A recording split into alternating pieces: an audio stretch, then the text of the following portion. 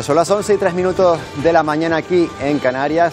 Una hora más en ese aeropuerto que están viendo, el aeropuerto de Barajas en Madrid, donde en este mismo instante se está produciendo esa imagen que ven, la recepción del rey Felipe VI al presidente de Ucrania, Volodymyr Zelensky, que acaba de bajar de su avión oficial, que lo ha traído desde Kiev hasta España, donde está previsto que se reúna hoy con el presidente Pedro Sánchez. Zelensky viene a España por segunda vez desde que empezó la guerra.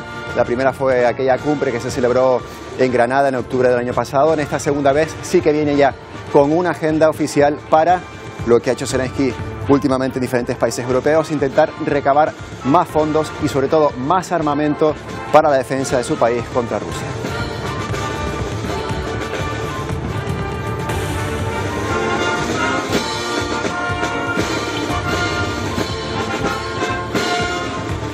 Y esta es otra de las imágenes que tenemos hoy también en el día. Está aquí en el Parlamento de Canarias, donde se presenta lo que ven en pantalla, la serie titulada Insulae, un docudrama que va a emitir Televisión Canaria a partir de este miércoles a las 10:30 de la noche, en el que será una serie en la que será un recorrido por la historia con personajes históricos, también episodios importantes de la historia de Canarias. La podremos ver cada miércoles aquí en Televisión Canaria, cada noche de miércoles, la serie Insulae. Un programa de la televisión nacional en el que preguntaban, era un concurso en el que... ¿Qué tal? Buenos días. Empieza Intenso Atlántico Noticias y otra noticia más de este día. El gobierno de España ha entrado de lleno políticamente en la guerra de la Franja de Gaza. Este fin de semana nada menos que la ministra de Defensa española, Margarita Robles, ha definido por primera vez como un auténtico genocidio lo que ocurre en la franja. Eso después de que la vicepresidenta Yolanda Díaz, lo recordarán, pronunciara las palabras desde el río Jordán hasta el mar Mediterráneo vinculadas al nacionalismo palestino y que ofenden a Israel porque básicamente piden la desaparición de ese Estado. Israel define ya a España como enemigo político. España reconocerá el Estado palestino el próximo martes 28 de mayo.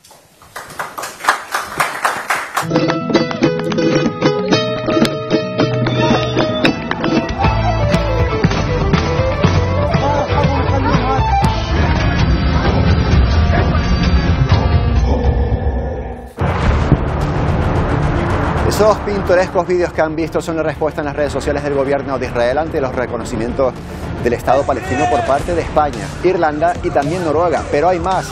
Esta misma mañana el ministro de Exteriores de ese país ha mandado una carta al gobierno español en la que dice que los días de la Inquisición han terminado, esto es literal, y que nadie amenazará su existencia y que quien hace daño a Israel, lo paga. Bueno, eso en los despachos, también en las redes, pero es que en Oriente Próximo la guerra continúa. Israel ha intensificado los bombardeos en la franja con un ataque directo sobre un campamento de refugiados al noroeste de Rafah.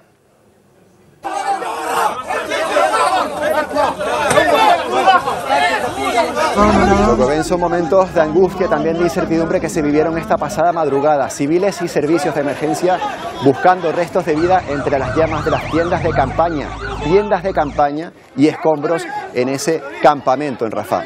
El ataque ha dejado al menos 50 víctimas mortales y decenas de heridos, la mayoría niños. El ejército israelí asegura que iba dirigido contra los altos cargos de Hamas.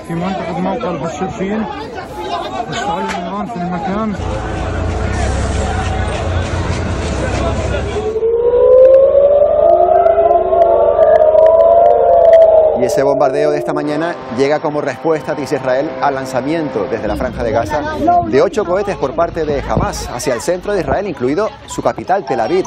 Eso es por primera vez en los últimos 4 meses. Según la policía israelí, la andanada de misiles apenas causó daños. En un comunicado en su canal de Telegram, Hamas ha afirmado que los cohetes fueron lanzados a su vez en respuesta a las masacres del ejército israelí contra civiles palestinos. La situación humanitaria, se imaginarán, es cada vez peor, aunque en las últimas horas Israel parece haber dado respiro a los gazatíes, permitiendo la entrada de ayuda por el cruce de Kerem Shalom. Alrededor de 125 camiones inspeccionados, eso sí, por el gobierno israelí, han entrado en Gaza desde Egipto con toneladas de alimentos y también de combustible. Es la primera vez en 7 meses de guerra que pueden pasar camiones por este punto.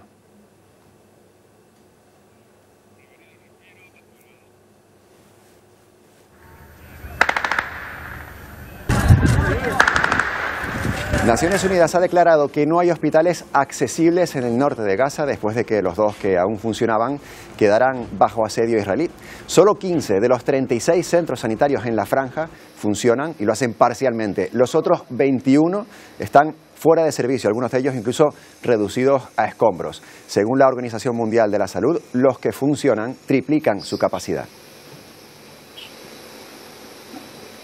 Bueno, esa enemistad entre los gobiernos español e israelí va en aumento. Recordarán que ya en noviembre Israel acusó a España de apoyar al terrorismo de Hamás. Fue cuando Pedro Sánchez visitó Oriente Próximo y criticó la matanza indiscriminada de inocentes civiles del ejército israelí en la franja.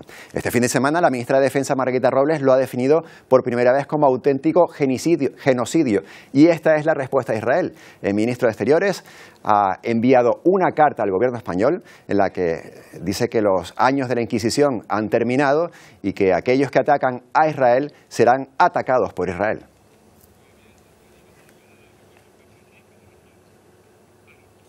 Bueno, y de todas estas, mañana martes, día 28 de mayo, el Consejo de Ministros español va a reconocer el Estado palestino, como anunció Pedro Sánchez la semana pasada en el Congreso. Ese mismo día también lo harán Noruega e Irlanda. Baile flamenco mezclado con imágenes de terroristas y el mensaje de Pedro Sánchez: jamás agradece tus servicios. Es la respuesta en redes de la diplomacia israelí al anuncio de que España va a reconocer al Estado palestino. El ministro de Exteriores español, José Manuel Álvarez, respondía tajante al vídeo. Me parece escandaloso y execrable. Es escandaloso porque es de todo el mundo conocido, especialmente de mi colega israelí, que el Gobierno de España ha condenado el terrorismo de Hamás desde el primer momento y en todas sus acciones.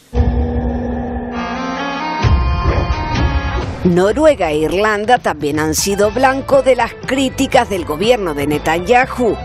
Algo defiende el jefe de la diplomacia europea que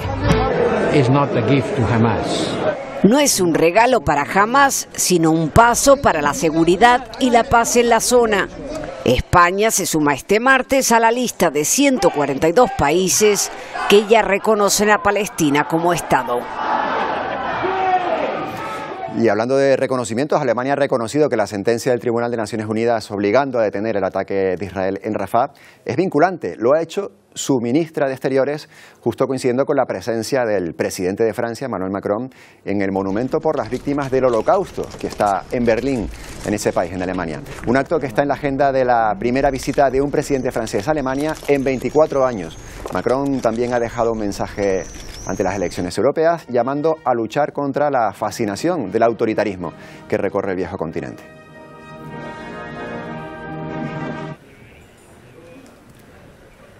Bueno, nos estamos hablando de esa presentación de la serie Insular. En este punto vamos a volver a conectar en directo con el Parlamento de Canarias, donde se está presentando esa serie que va a emitir Televisión Canaria a partir de este miércoles, una nueva serie, docudrama, que va a emitir Televisión Canaria a partir de las 10:30 de la noche de este miércoles. Vamos a escuchar en directo las palabras, creo que está hablando en este momento María Méndez, que es la administradora de Radio Televisión Canaria. La escuchamos. Una docuserie, yo diría que presentamos algo más. Y es también el papel que en esa configuración que ha tenido Canarias, también como comunidad autónoma, en también tener una radiotelevisión pública propia, que ha ido evolucionando su papel, siempre centrado en el servicio público, pero que ahora, y apoyo las palabras y también aprovecho y saludo a mi compañero de mesa, Luis Luque, como instrumento tractor de una industria, la industria audiovisual canaria, que está llamada a jugar un papel fundamental en lo que todos reclamamos como diversificación económica, yo diría que incremento del valor añadido de todo lo que hacemos bien en Canarias, un sector que se suma, digamos, a lo que producimos y hacemos, producción, servicios en Canarias, en este caso con la industria audiovisual. El papel de la Radio Televisión Canaria, pues en este caso participando en la coproducción, prestando asesoramiento o recibiendo asesoramiento, financiación en proyectos audiovisuales como el que hoy presentamos. Son las palabras de María Méndez. La presentación de esa serie Insulae, apuntes en sus agendas, se emitirá a partir de este miércoles a las 10:30 de la noche en Televisión Canaria. Un recorrido por la historia de nuestro archipiélago, tanto en eventos importantes que se han producido en estos siglos como también de personajes históricos que veremos aquí en Televisión Canaria. Enseguida volveremos a ese punto, al Parlamento de Canarias, para seguir profundizando sobre los detalles de esa serie Insulae, pero volvemos a la actualidad de fuera de Canarias. Hablamos de otra guerra, otro punto informativo con implicación y protagonismo también para España. Como decimos, el presidente de Ucrania, Volodymyr Zelensky, ya está en Madrid, lo han visto, recibido por Su Alteza el rey Felipe VI. Silvia Mascareño, buenos días. Ha llegado con retraso esa primera cita de la agenda tras ser recibido por el aeropuerto del Rey, y lo siguiente que será es reunirse con Pedro Sánchez en la Moncloa, ¿verdad? Sí, 10 días después de suspender una visita anterior por la situación en su país, Zelensky acaba de aterrizar en el aeropuerto de Madrid-Barajas, donde, como decía, ha sido recibido a pie de pista por Su Majestad el Rey en un gesto inédito con un mandatario europeo. Zelensky tiene por delante una jornada maratoniana aquí en la capital. La primera parada será en el Palacio de la Moncloa, donde se verá con Pedro Sánchez y firmará un acuerdo bilateral que supone una inversión en gasto militar de unos 1.120 millones de euros. Es una cifra sin precedentes para España, y también la formación de los soldados ucranianos. La siguiente parada será en el Palacio Real, donde será recibido por Sus Majestades los Reyes y donde se le va a ofrecer un almuerzo oficial. Ya por la tarde va a visitar también el Congreso de los Diputados. Una visita de Zelensky con todos los honores propios de un jefe de Estado, mientras en su país continúa la guerra 824 días después del inicio de la invasión rusa. Aún con el humo y las llamas presentes en la mente de muchos tras el ataque ruso a un centro comercial en Kharkov que mató a 14 personas, Zelensky llega a España. Lo hace con un mensaje claro que lanzó con las imágenes de este ataque de fondo. Please show your leadership in advancing the peace, the real peace. Le pide al mundo, lo hará en España, que busquen la paz, una verdadera paz. Para ello, Zelensky, que estuvo en nuestro país el pasado mes de octubre, pide más armas. En ese sentido, España ha firmado una ayuda de 1.000 millones de euros en todo tipo de armamentos para sostener la campaña contra la invasión rusa. Pero la clave de esta ayuda es la solicitud de Zelensky de poder usar el armamento de los países occidentales contra territorio ruso, porque los ataques a la región de Kharkov se producen mayoritariamente desde Rusia, donde Ucrania apenas puede lanzar ofensivas. En nuestro país, Zelensky se verá primero con el presidente del gobierno, Pedro Sánchez, y luego con el rey Felipe VI. Señor presidente del gobierno. No hablará al pleno del Congreso como hizo al inicio de la guerra, pero sí lo hará con las presidencias de ambas cámaras. Bueno, terrible incendio que se ha declarado este sábado por la noche en un edificio contiguo a un hospital infantil en Nueva Delhi. 12 recién nacidos pudieron ser rescatados de las llamas, pero al menos otros 6 corrieron peor suerte. La policía continúa investigando las causas que provocaron el fuego e intentando identificar a los bebés, puesto que toda la documentación y partidas de nacimiento quedaron también calcinadas.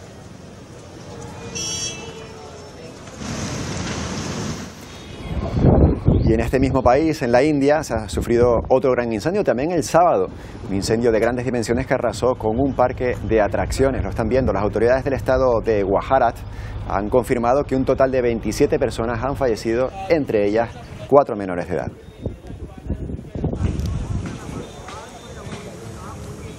En Estados Unidos, las autoridades han publicado un vídeo grabado desde el aire en el que vemos a varias personas que intentan saltar la valla que separa México de Texas. Para intentar frenarlos, acuden varios guardias fronterizos. A algunos de ellos se les lanzó arena para intentar dificultar su labor.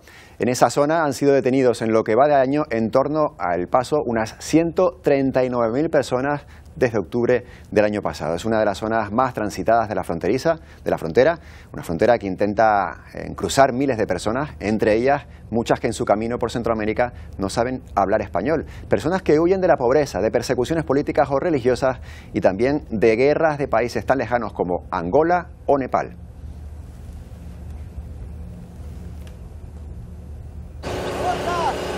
Más solos y vulnerables para llegar a Estados Unidos en su ruta por América Latina. Así se sienten los migrantes extracontinentales, quienes tras huir de guerras y de la pobreza extrema se enfrentan también a las barreras del idioma y la cultura como parte de las adversidades del viaje. Después de días de caminata por la selva del Darién, más de 1000 personas llegan cada día a Bajo Chiquito, el primer poblado indígena ubicado en Panamá que les brinda atención. En 2023, más de 520.000 migrantes llegaron a Panamá a través de esta ruta. El 81% procedía de América del Sur, el 9% de las Antillas, el 8% de Asia y solo el 2% de África, según alerta la Federación Internacional de Sociedades de la Cruz Roja y de la Media Luna Roja. Estos migrantes extracontinentales se desplazan en minoría, como el angoleño Jordao Yamba, y afrontan el recorrido con más dificultades y sin la protección del grupo. No meu caminho acontecer não, mas atrás acontecer, outras pessoas acontecer, mas no meu caminho eu estava tudo preparado com Deus, porque sabia que é tão difícil. Foi bem, foi tudo bem, passei, não tinha as pessoas ruins. El centro de recepción migratoria de Lajas Blancas, una explanada con áreas para acampar, zonas de aseo y un espacio coordinado por la Cruz Roja, único actor en la zona y que cuenta con fondos de la Unión Europea, es el siguiente destino para los migrantes. Allí reciben agua, asistencia médica y la posibilidad de realizar llamadas internacionales para comunicarse con sus familiares y amigos a quienes tuvieron que dejar atrás. Seguimos en América. En Estados Unidos la brutalidad policial continúa preocupando mucho. Según los datos de una página web dedicada a contabilizar los muertos, en lo que va de año han fallecido 449 personas asesinadas por la policía todos los días, excepto 9 de lo que va este año, mientras los esfuerzos legales para controlar esa violencia no salen adelante. En 2023, oficiales de la policía estadounidense acabaron con la vida de 1.353 personas y los afroamericanos tenían 2,9 veces más probabilidades de ser víctimas mortales que los blancos. Después del trágico asesinato de George Floyd en 2020 por policías estadounidenses, algunos miembros del Congreso intentaron avanzar en la legislación de la ley George Floyd de justicia policial. El proyecto incluía disposiciones como la prohibición de las llaves de estrangulamiento y de las órdenes de arresto sin llamar previamente a la puerta, así como el establecimiento de un registro nacional de mala conducta policial. Sin embargo, después de que el proyecto de ley fuese enviado al Senado, quedó estancado y paralizado debido a severos desacuerdos entre partidos, especialmente en lo que respecta al fin de la inmunidad otorgada al personal encargado de la aplicación de la ley. A pesar del clamor público por la reforma policial, la legislación propuesta quedó estancada en el Senado, lo que impidió una reforma significativa a nivel nacional.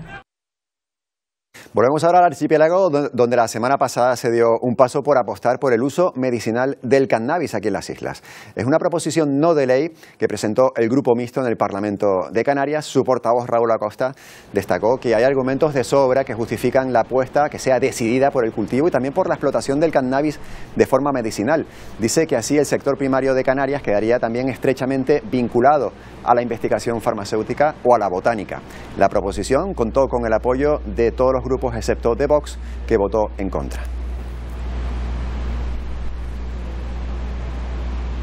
No está solo el Gobierno de Canarias en esto, el Gobierno español también ultima un programa terapéutico limitado para aprovechar lo positivo que pueda aportar el cannabis, mientras en otros países de nuestro entorno, como por ejemplo Alemania, han aprobado incluso el consumo libre y recreativo de la marihuana, que proviene también del cannabis. Jesús de Santiago Moraga es médico y coordinador del grupo de cannabinoides de la Sociedad Española de Tratamiento del Dolor. Jesús, buenos días. Hola, ¿qué tal? Buenos días, Antonio. Muy buenas. Encantado de hablar contigo. Sabemos que estamos hablando de una planta de cannabis que tiene más de 400 sustancias activas y más de 10 familias de cannabinoides. ¿Tan beneficiosa puede llegar a ser esta planta para el dolor crónico, por ejemplo, de personas que sufren enfermedades? Es correcto, sí. En total son 12 familias de cannabinoides, de las cuales somos capaces de cuantificar en torno a 22. Y los productos activos más conocidos son el THC y el CBD, ¿no? Entonces, se han realizado estudios prospectivos con estas sustancias para tratar el dolor y actualmente la Sociedad Española del Dolor lo recomienda para tratar el dolor crónico neuropático en pacientes en donde la primera y segunda línea de tratamiento con fármacos más convencionales no hayan resultado eficaces, ¿no? Entonces, en ese tipo de pacientes y pacientes con dolor oncológico estaría indicado la prescripción de cannabinoides. Yo he visto testimonios de personas que sufren determinadas enfermedades, te voy a preguntar precisamente qué enfermedades son, que dicen que a lo mejor pues pasan de estar tomando, qué sé yo, 8 pastillas a tomar quizás 2. ¿Para qué enfermedades estaría principalmente prescrito un tratamiento que pueda tener ese uso terapéutico del cannabis? Efectivamente, en las guías que salieron el año pasado, que se publicaron, se recomendaba la utilización de cannabinoides para la reducción de opioides, ¿no?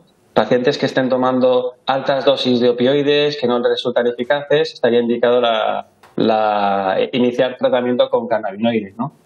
Entonces, en este sentido, los cannabinoides podrían hacer un efecto como de subir el umbral del dolor, ¿no? Pero ya te digo que tiene que ser en realizar tratamientos pautados para la indicación correcta, realizados en consulta de médico, ver qué pacientes no tienen contraindicación, ¿no? Por los cannabinoides también tienen contraindicaciones. No se le van a prescribir a todo el mundo, ¿no? Por ejemplo, el THC no lo podemos recomendar para menores de 25 años o para pacientes con historial de abuso a drogas o trastornos psicóticos o mujeres embarazadas. Es decir, hay que realizar un tratamiento médico, ver si tiene la indicación y en ese caso probar fármacos más convencionales, y en aquellos pacientes en donde que sean refractarios sí que estaría recomendado realizar un tratamiento con cannabinoides. Claro, siempre, por supuesto, con la ayuda, con la prescripción médica, eso vaya siempre por delante. Ahora mismo, los fármacos que sí que incluyen algunas dosis de cannabinoides en sus productos, ¿cómo consiguen esas dosis de cannabinoides? En España se supone que no se puede cultivar para ningún uso, ¿o sí? Actualmente, los únicos medicamentos que tienen cannabinoides son el Nabiximols y el cannabidiol, ¿no? El Nabiximols se utiliza en el tratamiento de los síntomas de espasticidad en la esclerosis múltiple, y el cannabidiol se utiliza para tratar la epilepsia refractaria en niños, ¿no? En síndromes que son resistentes a los antiepilépticos habituales, pues estaría recomendada el cannabidiol, ¿no? Esos son los únicos medicamentos que son de medicamentos a base de cannabinoides, es decir, que dan la calidad y la seguridad que requiere un tratamiento médico. Usted está hablando de los cannabinoides, que son pues esos elementos que actúan en el organismo, incluso que nosotros los tenemos y hace, con esas dosis que podemos ingerir, hace que se despierte, ¿no? ¿Cómo sería ese funcionamiento exactamente? Pues sí, es que es así. O sea, el sistema endocannabinoide es de reciente, descubrimiento, ¿no? Todavía necesitamos mucha investigación de ello. De hecho, solo se está hablando del THC y CBD. Seguramente en el futuro tendremos un montón más de alternativas terapéuticas. Es como si estuviésemos hablando ahora mismo de los opioides, del opio y de la morfina, ¿no? Y fíjate ahora que tenemos la posibilidad de administrar opioides a nivel intratecal, es decir, en el espacio donde está la médula, o realizar tratamientos intravenosos, ¿no? Hoy por hoy no podemos realizar tratamientos intravenosos con cannabinoides ni tratamientos intratecales, es decir, poner el cannabinoide donde realmente va a hacer efecto, ¿no? Que es en el cerebro, ¿no? Realmente los receptores cannabinoides, el CB1, los principales, el CB1 y el CB2, el CB1, que es donde actuaría el fitocannabinoide, es decir, el que viene de la planta, el THC, es el receptor ligado a proteína G más numeroso que existe en el cerebro y se encuentra en un montón de núcleos cerebrales. Es decir, que si tuviésemos capacidad para ser más selectivos, pues es que lo veremos en el futuro, pues podríamos, seguramente los cannabinoides tendrían mucha más relevancia, claro. Doctor, yo creo que le perjudica probablemente al uso terapéutico del cannabis, lógicamente que esa planta también esté asociada al consumo de la marihuana. Hay países, como yo mencionaba antes, el caso de Alemania, que es el más reciente, pero hay algunos más en el entorno de la Unión Europea y también fuera de ella, que incluso están permitiendo el consumo de la marihuana, el consumo de cannabis de forma recreativa, es decir, no de forma terapéutica como lo que estamos viendo.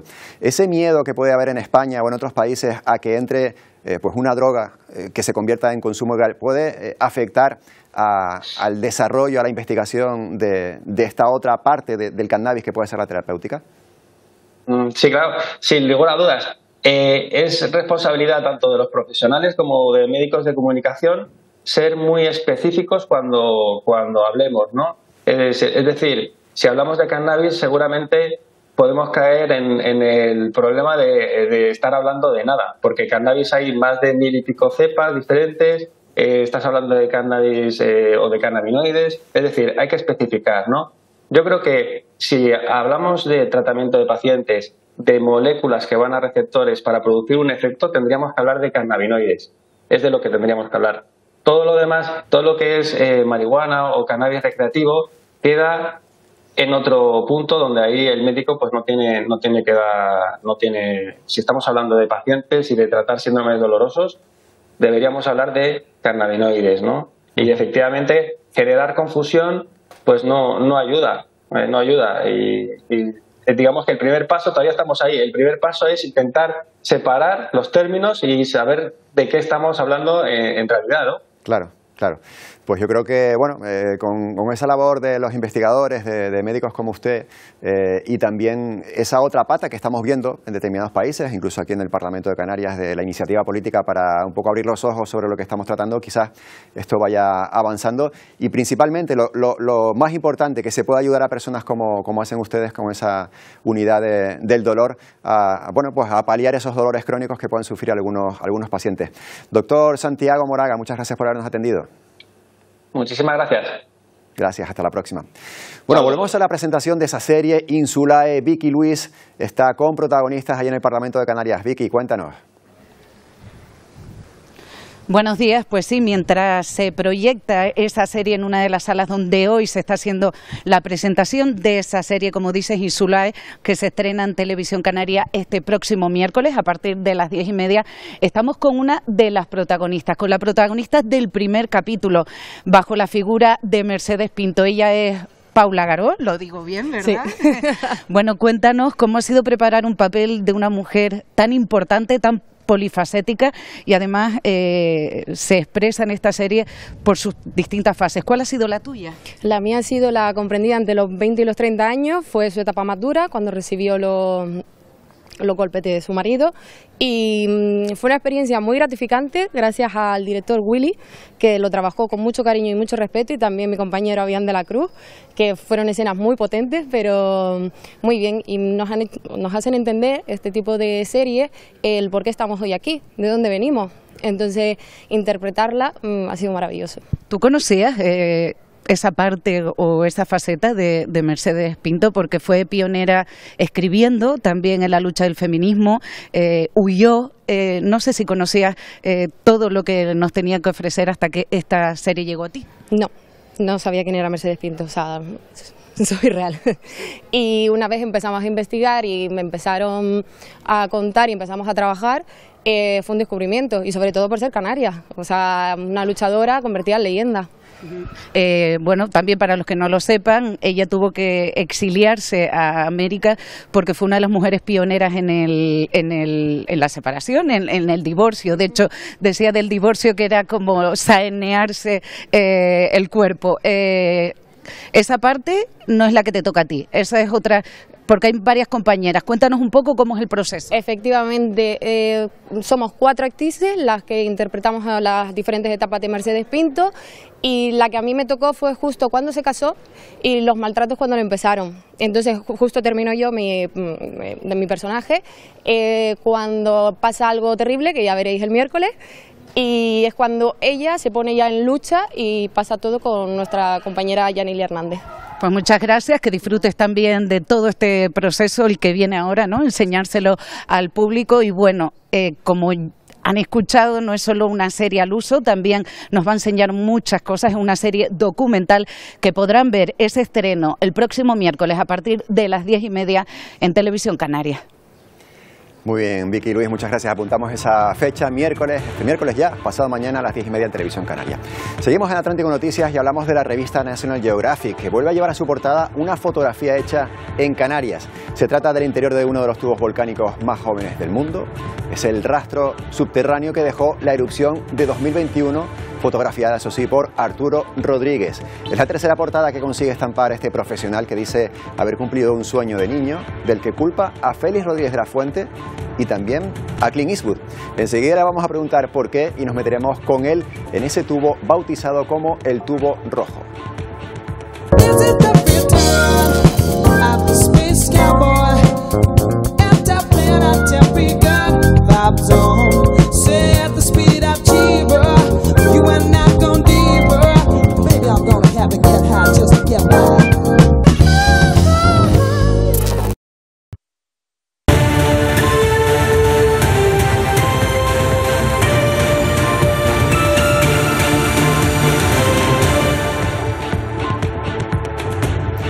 Once 41 minutos de la mañana, seguimos en directo en Atlántico Noticias y abrimos esta ventana hacia el Palacio de la Moncloa. Ahí dentro está Pedro Sánchez, fuera, todavía en camino desde el aeropuerto de Barajas, está el presidente de Ucrania, Volodymyr Zelensky, que visita España por primera vez de forma oficial como esa visita de Estado. Ya había estado, como dijimos antes, en octubre, en esa cumbre que se celebró en Granada, Zelensky en suelo español, pero esta es la primera visita de Estado que hace el presidente ucraniano y ahí dentro de esas puertas espera firmar un acuerdo con Pedro Sánchez que asegure algo más de armamento para Ucrania, mayores dosis de seguridad, de autodefensa.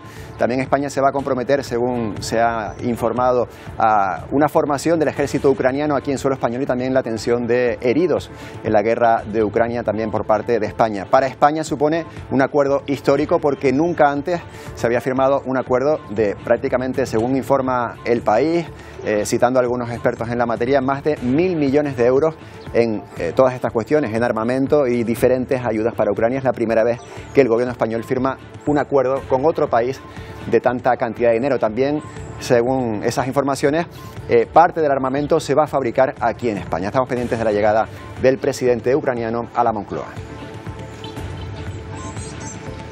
Y mientras seguimos hablando de fotografía de la naturaleza, una de las máximas expresiones de ese arte lo sintetizan las páginas de la revista National Geographic. Hacer una foto que salga en su portada es un sueño para miles de fotógrafos en todo el mundo.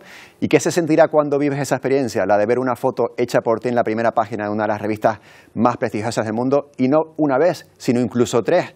Es lo que debe estar sintiendo estos días el fotógrafo Arturo Rodríguez. Ahí lo tienen, autor de esta fotografía. Bueno, esta es una de sus portadas, hay más, y un poco lo podemos sentir también nosotros porque es una foto de Canarias, una vez más, de La Palma, en la primera página de la revista National Geographic, la edición de junio. Arturo Rodríguez, buenos días y gracias por atendernos. Buenos días, gracias a ustedes por tenerme aquí. Bueno, lo acabo de decir, tercera portada en menos de 3 años para ti en la National Geographic. ¿Qué se siente? Bueno, es un poco irreal toda la situación porque ha sido mi sueño toda mi vida. Me hice fotógrafo por National Geographic y de pronto pues ha venido todo esto así, un poco de golpe. Empecé con ellos por una beca justo en la pandemia y luego todo se ha ido encadenando. El día que me dijeron que me habían dado una beca, estaba paseando mis perros y me eché a llorar cuando leí el correo electrónico Estaba en el monte y recuerdo que me eché a llorar porque no me lo creía. Imagínate lo que siento después de haber publicado tres portadas, ¿no? O sea que cuando recibiste esa noticia estabas en medio de la naturaleza. Esto es como un producto perfecto, sí, ¿no? Estás ahí. Sí, sí. Qué bueno. Cuando recibí la noticia de que me daban la beca para documentar la situación de pandemia en Canarias. Eso fue pues en 2020. Claro, eso fue en 2020, pero después surgió el volcán en La Palma, ahí fuiste a cubrir esa información como fotoreportero. ¿Y cómo surge esa primera foto, la que vemos captada por ti con el volcán en pleno proceso de erupción y unos trabajadores aquí en un primer plano? ¿Cómo surge esa primera, no la foto, sino cómo surge esa relación para que esa foto vaya a la portada de National Geographic? Pues mira, fue bastante curioso. O sea, yo vi la entrevista de un geólogo del Instituto Geológico Minero en Televisión Canaria y dije, Raúl Pérez, y dije, tengo que dar con este hombre y me tiene que llevar con él a donde vaya. Y lo perseguí hasta que me dijo, venga, por pesado, ¿tienes coche? Le dije, tengo un Land Rover. Dice, perfecto, venga, llévanos al volcán. Y ahí empezó toda nuestra relación. Estuve buscando esa foto casualmente, o sea, precisamente durante más de 10 días, saliendo con ellos cada noche. Esa es la foto, la estamos viendo ahora. Sí. Cada noche con ellos, porque quería que fuera de noche, porque la lava se ve mucho más espectacular. Y estábamos pues más o menos desde 10 de la noche a 6 de la mañana durante 10 días y luego trabajaba por el día también. Esa es la primera portada. Hemos visto también la segunda, la que parece que vemos acá, como si fuese un astronauta, ¿no? Esos trajes que se ponían para preservar los cuerpos del calor que había alrededor. Esa fue la segunda. Y la tercera, esta de este mismo mes de junio, bueno, la revista que se publica ahora y que abarca el mes de junio, en la que ya te has adentrado incluso en ese tubo rojo. ¿Cómo ha sido esa experiencia? Sí, a ver, llevamos 1 año y medio, bueno, ya más tiempo, ¿no? Pero he estado 1 año y medio trabajando junto con Octavio Fernández y la gente del ICME, explorando las cuevas. Al principio era todo muy complicado porque solo teníamos imágenes aéreas durante la erupción, donde tal vez podía haber una cavidad o un tubo.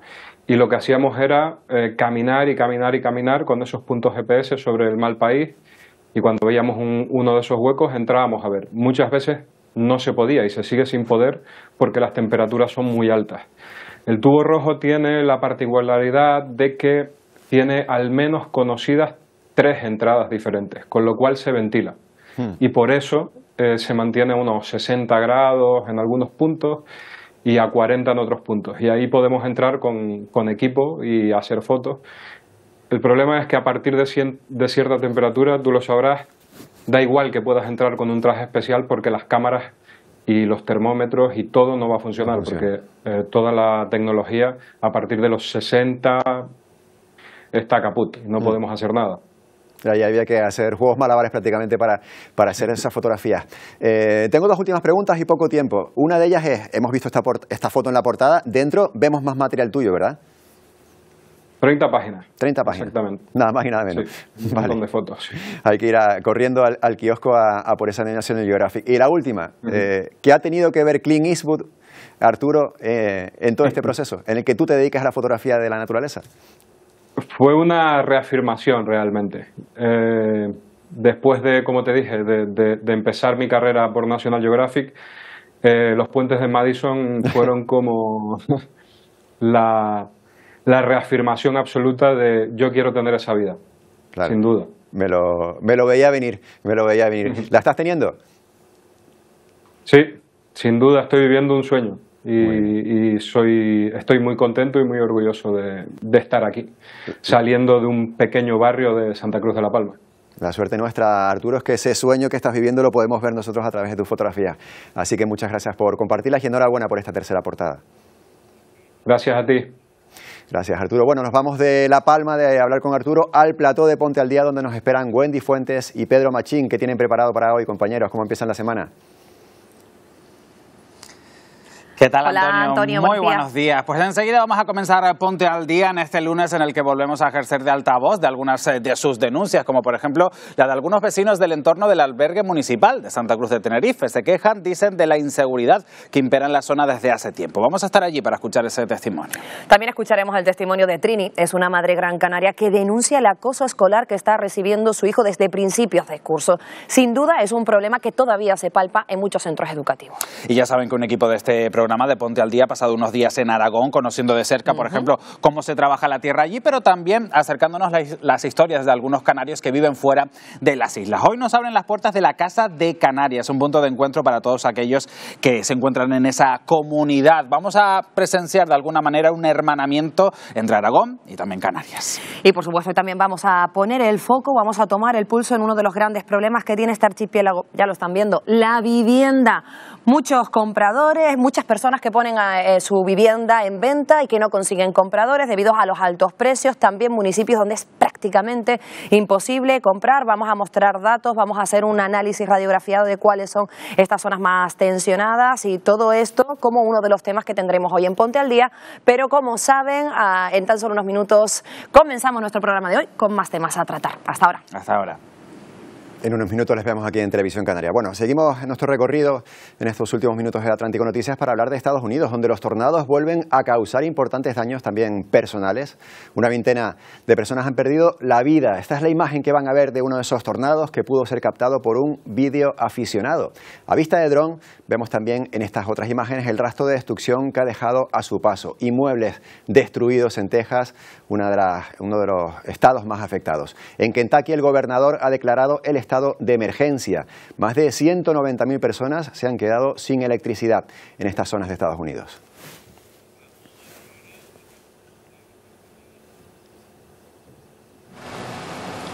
También destrucción en Oklahoma. Las autoridades piden precaución y recomiendan a los ciudadanos quedarse en casa.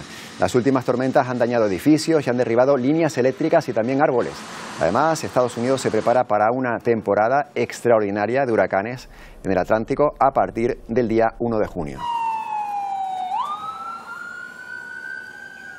Y al otro lado del planeta, en Pakistán, los habitantes se abrazan a causa de una intensa ola de calor que azota el sur de su país.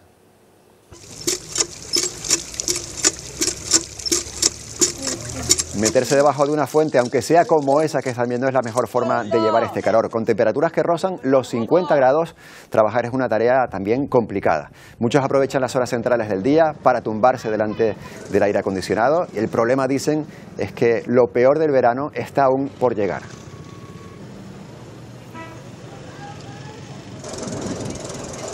Y todo lo contrario está sucediendo en Armenia y en Georgia, en Europa. Las fuertes lluvias han causado el desbordamiento de ríos e inundaciones que se han cobrado la vida de una persona. Más de 200 han tenido que ser evacuadas. El agua anegó carreteras, también muchos vehículos quedaron varados y además de algunas aldeas que han quedado completamente aisladas.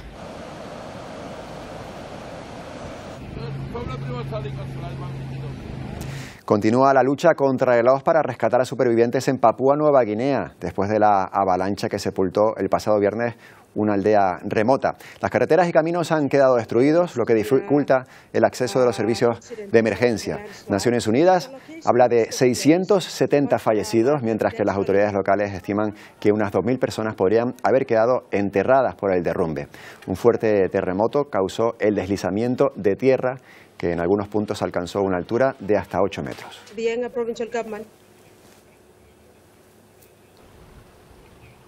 Venimos aquí a Canarias para conocer la previsión del tiempo para esta semana. Emilia González, cuéntanos.